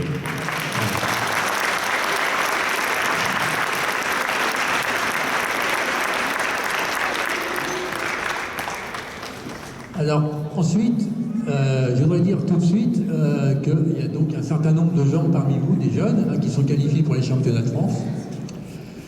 Donc, félicitations à eux. On verra lesquels tout à l'heure. Et je leur dis tout de suite, parce qu'on pourra s'en aller tranquille, qu'on se retrouvera donc au mois d'avril à Agen, et ils représenteront la Ligue d'Occitanie au championnat de France. C'est à la fois c'est une grande responsabilité, vous savez, de représenter la Ligue d'Occitanie, dans la mesure où vous avez fait en sorte de montrer que la Ligue d'Occitanie est une ligue dynamique, en progrès, et donc vous faites très attention à faire en sorte que la Ligue ait de bons résultats lors des championnats de France. Donc d'ici le mois d'avril, vous avez 2 mois, là, environ, pour pouvoir travailler encore, améliorer vos ouvertures, améliorer votre milieu de jeu, et puis les finales. Hein, et ainsi de suite, vous pourrez peut-être, certainement, progresser énormément lors des championnats de France. Voilà. Alors, on me dit, alors, je sais, excusez-moi, les conseillers départementaux, c'est ça que vous êtes. Si vous voulez venir, je vous remercie d'être venu d'abord pour nous soutenir, parce que c'est important aussi de dire tout de suite que nous soyons soutenus d'une façon très importante par les collectivités, que ce soit les municipalités, les départements et la région, qui nous permet de pouvoir développer nos activités. Je pense que c'est très important de le dire. Si vous voulez dire un mot. Bonjour à tous. Donc on est très fiers qu'il y ait autant de monde qui viennent à Auch et dans le Gers. Voilà, on soutient les associations, le département soutient toutes les associations culturelles, sportives, avec des systèmes de financement pour les enfants qui sont à l'aide à la rentrée scolaire, donc ce qu'on appelle le passeport 32. Nous sommes aussi soutien des comités départementaux. Voilà.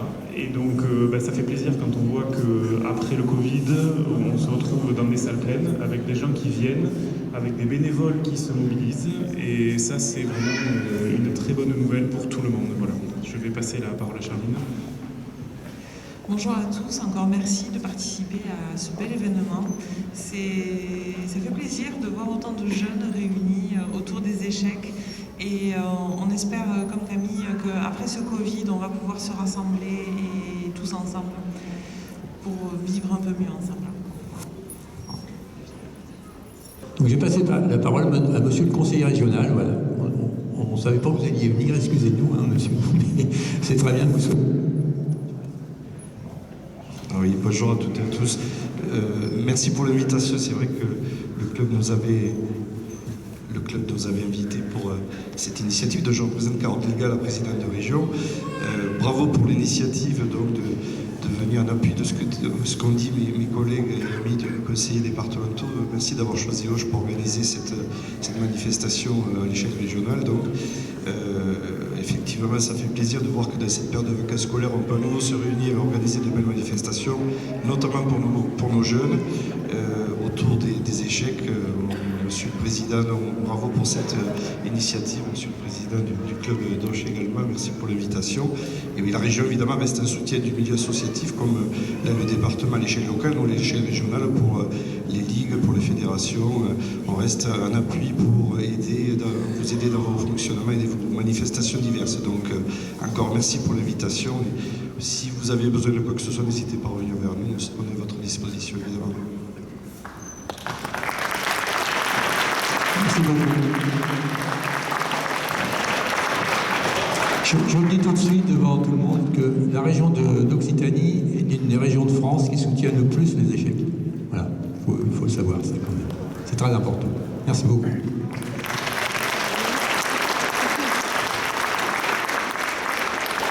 Alors, nous allons passer maintenant au palmarès que vous attendez quand même, hein, parce qu'on est là pour ça. Hein. Donc, je vais passer maintenant la parole aux arbitres par catégorie. Je voudrais excuser, normalement c'est l'arbitre principal qui fait ce que je viens de faire là, mais il est un peu malade, notre cher Steven. Non, tu veux le faire quand même ou... Hein? Ah d'accord. Tu commences par les juniors, alors on commence par les juniors, si tu veux. D'accord. Alors donc on commence par les cadets juniors, l'Open, les cadets juniors. Ok, l'Open cadet. Cadet junior, ça s'est passé en bonne entente en fait, il n'y a aucun problème. Il y a 7 coupes. Donc il y a une coupe spéciale pour le premier non-cadet, c'est Contier Lilio. Est-ce qu'il est là?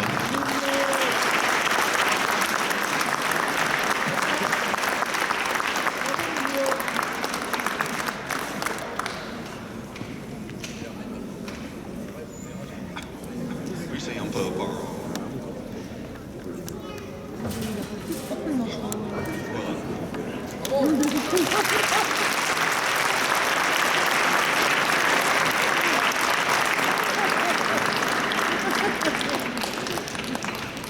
Ok, le deuxième, Moreno Chabot, Emmanuel.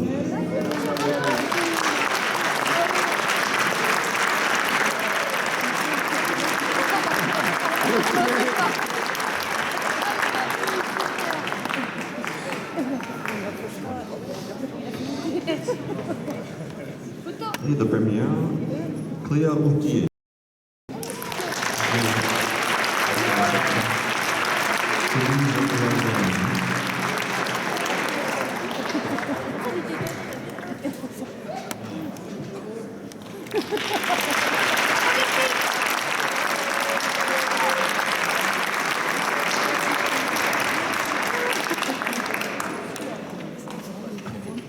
Ok. Le troisième, c'est Garel Oden, Jacques Club Montpellier.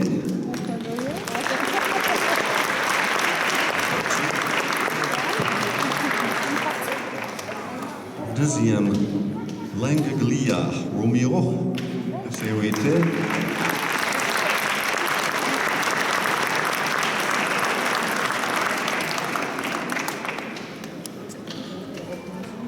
Le gagnant est Serrier Matisse de Chaki Toulousain, qui fait 6 sur 7 ans.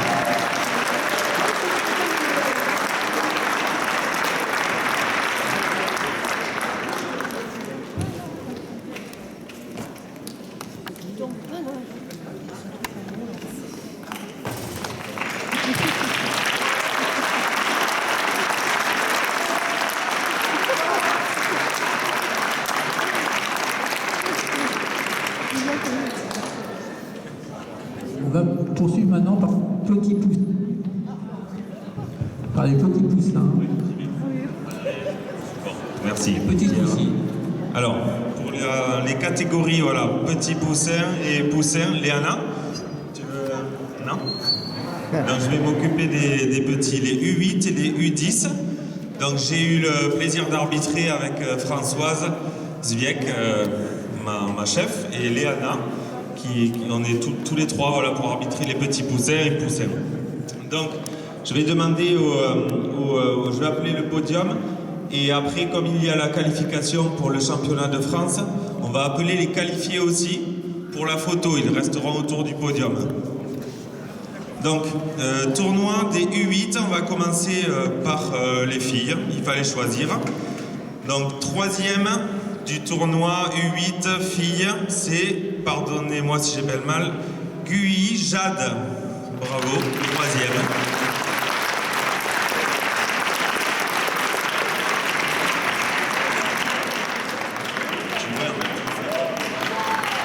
Voilà, Jade, bravo, troisième du tournoi U8. Ensuite, à la deuxième place du tournoi U8 filles, nous avons Églantine Denaès. Bravo.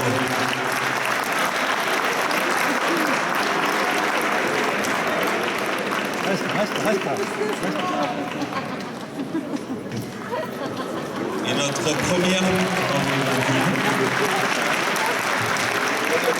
notre première petite poussine cette année, c'est Sarah Berad. Bravo.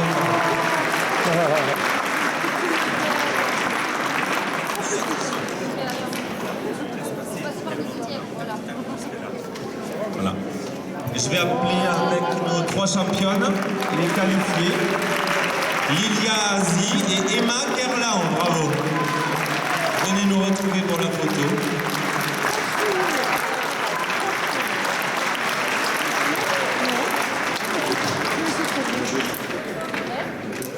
Reste là. Oh, reste à côté là. Et il manque Lilia et Emma. On lui donne, on fera parvenir l'invitation au championnat de France.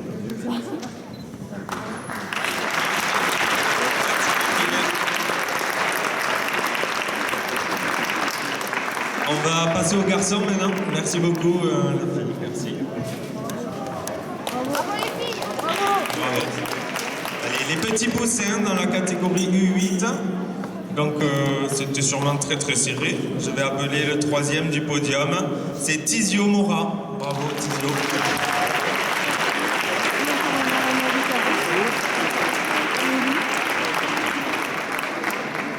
Le deuxième du tournoi petit poussin, c'est Lucas Lavalard. Lucas, bravo.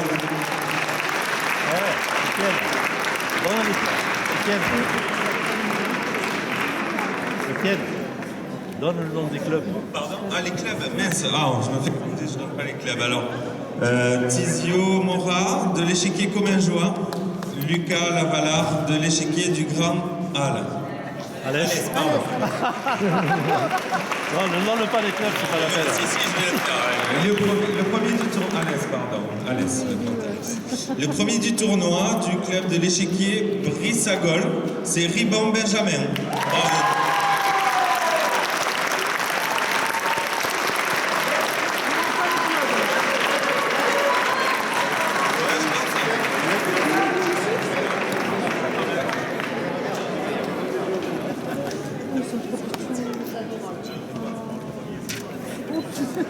Attends, pardon.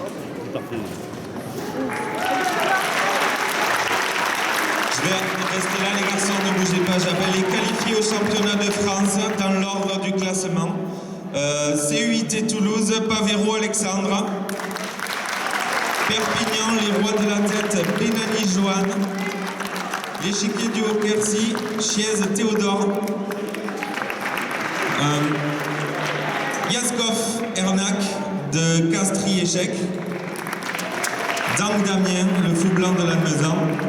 David Pignol Thomas de la Tour Iceland de Narbonne. Bravo à vous, venez nous rejoindre pour la photo.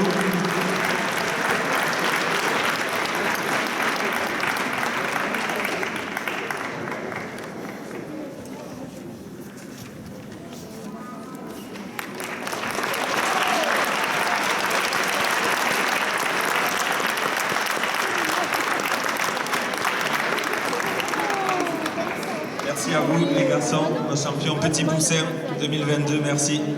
On va maintenant passer au U10, au Poussin.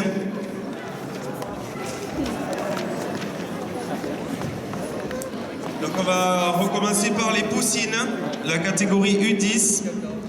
On va commencer par la troisième toujours. Donc troisième de Saint-Jean-Plat de Corps-Échec, c'est Olivier Alessia.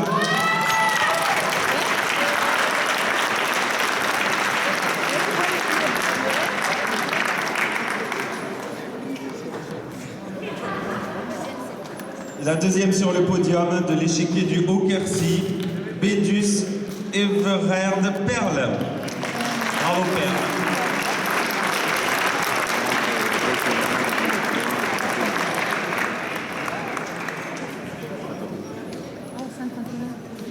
Et notre première poussine 2022 qui nous représentera à Agen, c'est Yaskov Anna.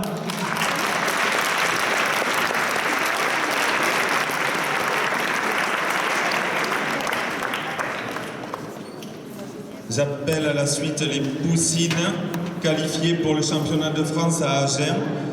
De la maison des échecs Toulouse-Lardenne, Safia Ubaidula. Elle est partie. Les maisons des échecs Toulouse-Lardenne, Maury, Chernikova, Emma. Partie aussi. Bon. Donc, merci à nos poussines. Je vais maintenant passer aux poussins.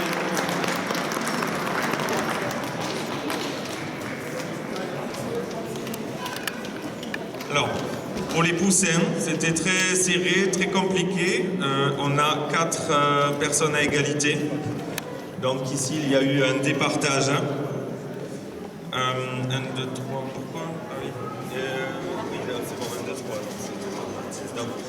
3. Donc il y a eu un départage, donc c'était très compliqué. Le troisième du podium. Ouais. De Saint-Jean-Plat, Corps, Échec, Martinez, Julien. Saint-Jean-Plat de Corps.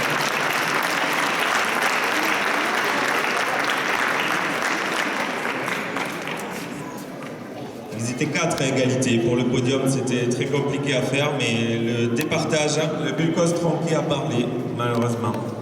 Le deuxième sur le podium, c'est de Maison Échec Toulouse-Lardenne, Grand Théophile.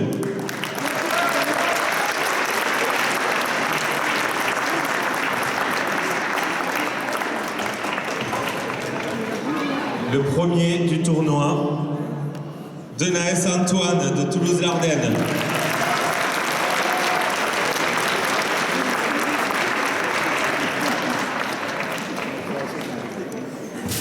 Pour les autres qualifiés, je vais appeler en premier spécialement Pierre Bauer qui a fini premier ex aequo, malheureusement 4e au départage. Si Pierre est là, il peut rejoindre le podium. Bravo à lui. Une triste histoire de départage. Les autres qualifiés, dans l'ordre, venez nous rejoindre. Donc c'est du CUIT Hector Guéguen.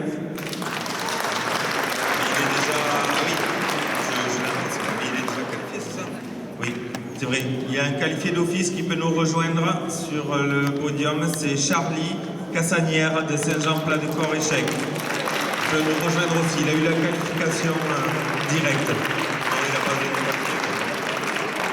Là, oui. Oui, tu lui donnes quand même le papier à Charlie, c'est sûr. C'est Charlie. Dans l'ordre, Corps-Échec, Hautfort Louis Alister.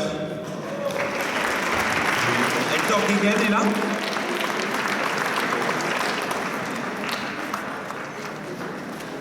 Ensuite, Gaston Viry-Babel de l'échiquier toulousain.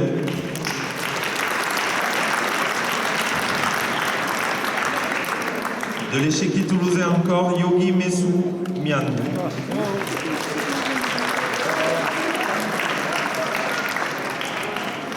Dans l'ordre des qualifiés toujours, Pirlouvet Tristan de l'échec club Montpellier.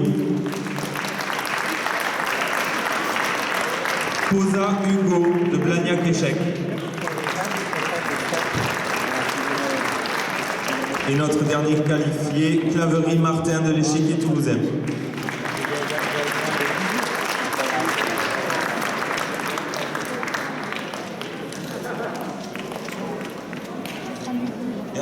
merci les poussins, bravo à vous.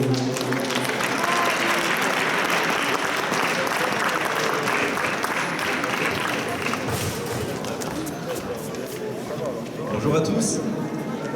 Je vais annoncer les U12, donc à commencer par les féminines. Troisième de CUT Toulouse, Andrievski, Mélanie.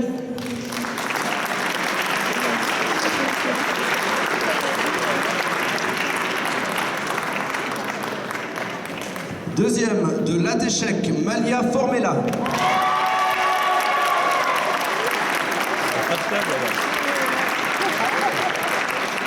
Et notre championne des pupillettes, Maëva Orso de la Maison des Échecs Toulouse-Lardenne.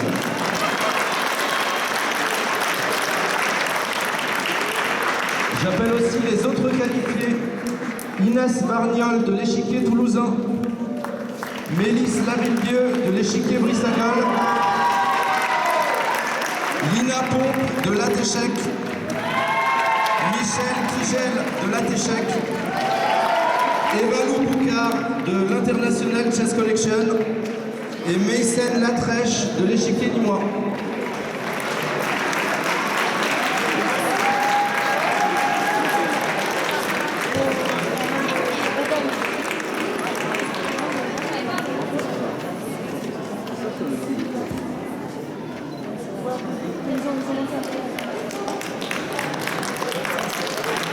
Merci à tous.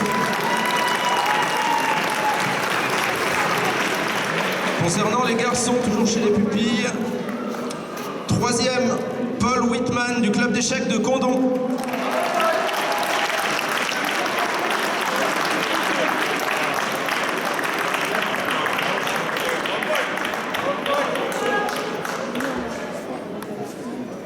Deuxième, de la Maison des Échecs Toulouse-Lardenne, Mathieu Carcos.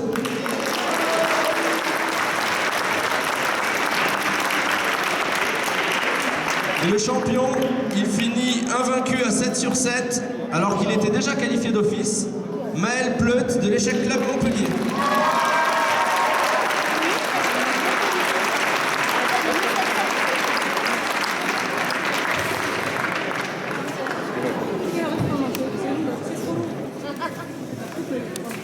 Sont aussi qualifiés et peuvent venir au podium Paul Carcos de la Maison des Échecs Toulouse-Lardenne, Axel Despo de l'échiquier de l'Armagnac, Joachim Benani de Perpignan, les rois de la tête, Ethan Lorrain de l'échiquier toulousain, Antonios Ducos du CEI Toulouse, Karl Fleury-Bocharov de l'Atéchec, Victor Pousse des Cavaliers du Val d'Agnier, Nolan Laval de la MJC Lavore et Swan Limousin de l'échiquier du Vidois.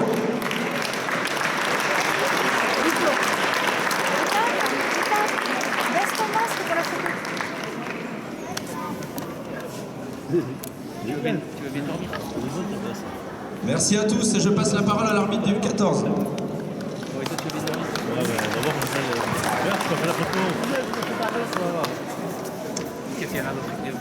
Bonjour à tous. Donc, les Benjamins, commencer par les filles. Troisième position, Lavilledieu, Lilimet de l'échiquier Brissagol.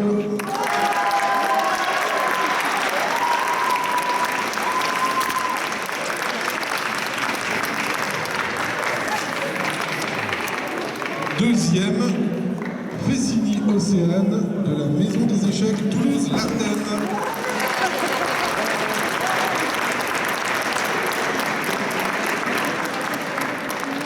Et première, Sumariva Paulin Jade de l'échiquier du Grand Alès.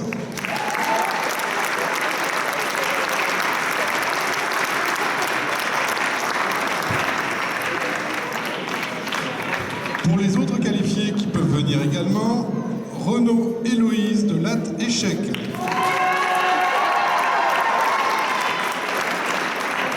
Bepulmeni Izzy de Latte Échec.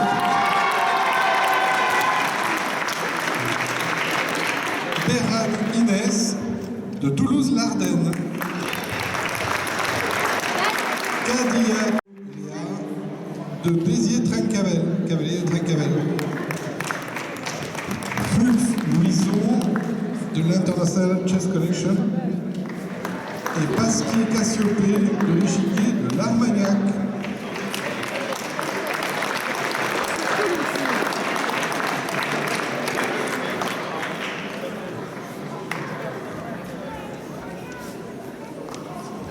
Ça a plu?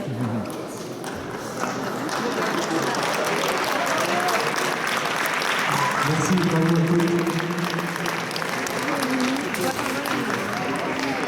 Maintenant, on va passer au garçon Benjamin. En troisième position, Pérouin Alexian de Toulouse-Lardenne.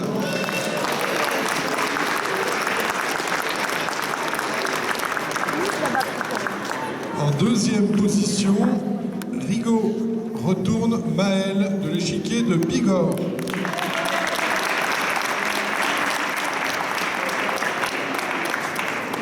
Et en première position, Pierrot Johan de l'ECM, l'échec club Montpellier.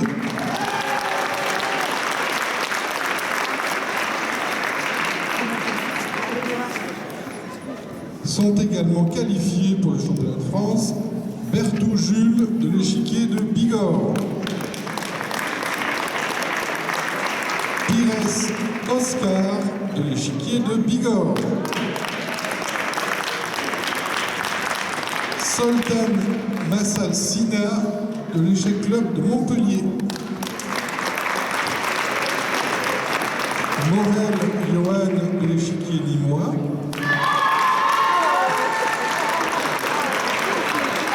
Planète Armand de l'Atéchec, Robin Lucien de l'échiquier toulousain, Ducesse d'Aide Gabriel du CEI Toulouse et Ramanantsoa Stanley de l'échec club Montpellier.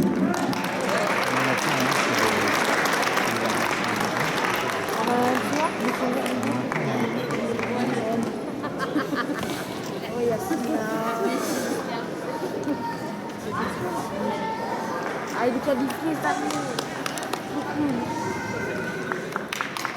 Merci. Je passe la parole. Alors nous allons commencer par les filles, les minimes filles. Alors je vais appeler en troisième position Inès van der Vost.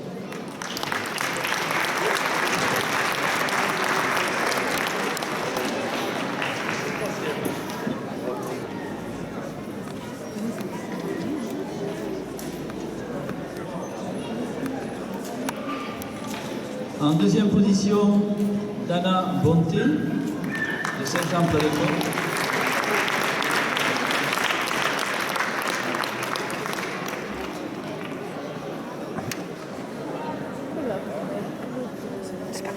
Et puis la championne, Nîmes, Judith Barra-Serna.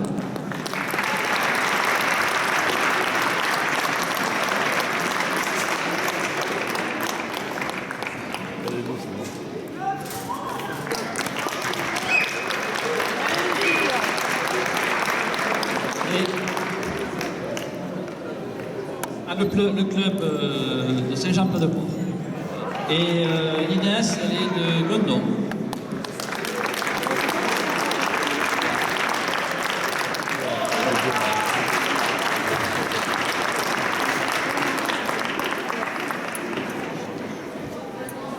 Alors, chez les garçons, la lutte a été très serrée. Jusqu'à ce que celui qui a remporté le titre se détache quand même du peloton, juste avant le sprint final, vraiment.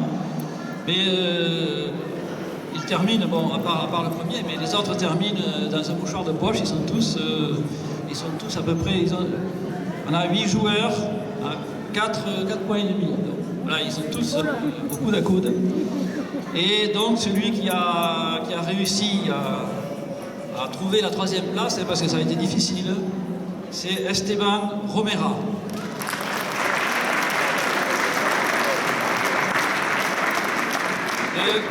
Poids.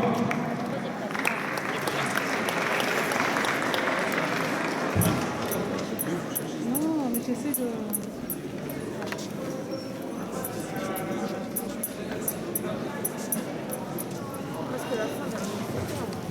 il y aura À la seconde place, Alexis Cousigny de Toulouse-Lardenne.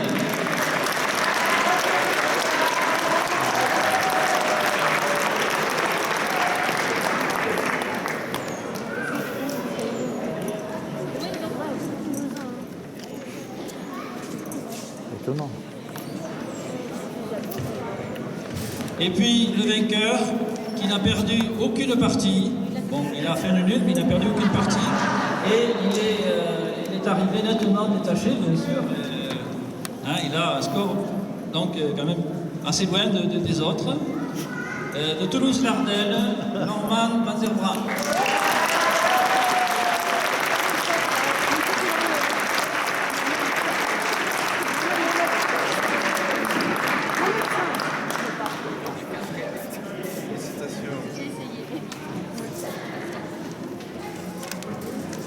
Alors les qualifiés, il y en a 12.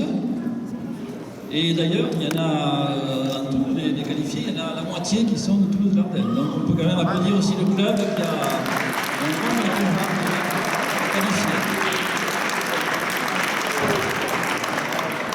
Alors il y a Justin Coué, de Montauban, un ami, pardon, David.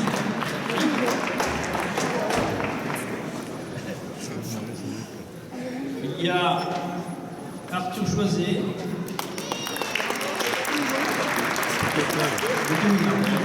il y a Antoine Pousse, cavalier du bataillé, Aurélien Bonnet de Toulouse-Lardenne, Guillaume Mou de Carcassonne,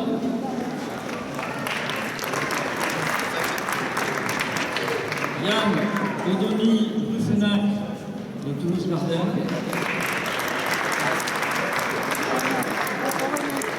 Léopold Ibrahimoulac de Toulouse-Lardenne, Armand Debergue de Montpellier, et le deuxième qualifié, c'est Clément Moreno-Chabot de Perpignan.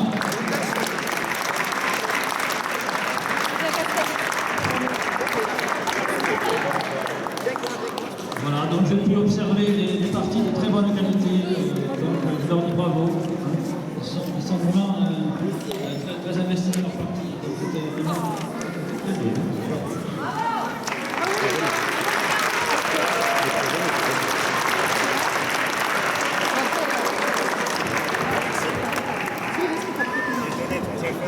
Bien. Merci messieurs, félicitations. Et rendez-vous au mois d'avril. Donc merci à tout le monde, à toutes et à tous d'être restés jusqu'à maintenant. Merci à messieurs les élus d'être venus si nombreux. Ça montre l'intérêt aussi que portent nos élus à ce que nous faisons. Et je crois que c'est un peu réconfortant. Je signale, il y a encore 2 rendez-vous que je voudrais vous rappeler, en particulier pour les présidents du club. Nous avons notre assemblée générale la semaine prochaine à Castelnaudary. N'oubliez pas de venir, c'est très important. L'autre échéance importante, vous savez que nous organisons le championnat du monde des aveugles à Castelnaudary au mois de juillet. Et autre événement exceptionnel, c'est que nous organisons le championnat de France, toute catégorie, à Albi au mois d'août, du 13 au 21 août, avec tous les champions français qui seront présents. Et je vous rappelle qu'à ce championnat de France, toute catégorie que son nom l'indique, tout le monde peut participer. Du petit poussin au grand-père, tout le monde peut y aller. Et la grand-mère aussi d'ailleurs. C'est mixte. Voilà, bon retour à tout le monde, merci beaucoup, c'était merveilleux. Et puis à l'année prochaine, j'espère bien. Bonjour Anna Yazikov. Alors tu es championne d'Occitanie. Bravo, félicitations. Merci. Est-ce que tu peux nous dire, ça fait combien de temps que tu joues, ton parcours dans les échecs, comment tu as appris? Je m'entraîne jouer aux échecs depuis 7 ans. Depuis l'âge de 7 ans? Oui. Et tu as 9 ans? Non, j'ai 8 ans. Tu as 8 ans, ça fait 1 an seulement? Oui. Waouh. D'accord, bravo. Et c'est la première fois que tu as un titre. Est-ce que tu as été championne de ton département? Non. Non? Tu as été combien dans ton département? Deuxième? Deuxième. Ok, bravo. Alors qu'est-ce que ça te fait? Qu'est-ce que tu ressens? Tu es heureuse? Oui, je me ressens très heureuse. D'accord. C'est quoi ton style de jeu? Comment tu définirais ton style de joueuse d'échecs? C'est pas facile comme question. Est-ce que tu joues très dynamique ou est-ce que tu es plutôt joueuse solide? Comment tu te définirais? Plutôt solide. Plutôt solide? Ok. Alors ton club c'est? Castries. Le club de Castries. Oui. Ok. Super. Ben, merci de nous avoir fait quelques mots. Et puis tu as des ambitions au championnat de France? Tu crois que tu vas y aller au championnat de France? Oui. Waouh, super, donc on se retrouvera là-bas à Agen, en avril. Bravo encore Anna, super. Merci d'avoir dit quelques mots pour moi. Merci. Au revoir. Et c'est ainsi que se termine cette vidéo. Merci à ceux qui l'ont regardé jusqu'au bout. Merci à ceux qui m'ont donné le bonheur de les entendre.